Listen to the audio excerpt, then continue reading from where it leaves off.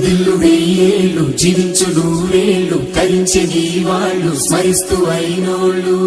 నేల తల్లి గొంతు ఎత్తి పల్లెలన్నీ పల్లవించి తెలిపినాయి నీకు విషయం జన్మదిన శుభాకాంక్షలే ఒక మనసుకు నేడే పుట్టిన రోజు అహో తన పల్లవి పాడే చల్లని రోజు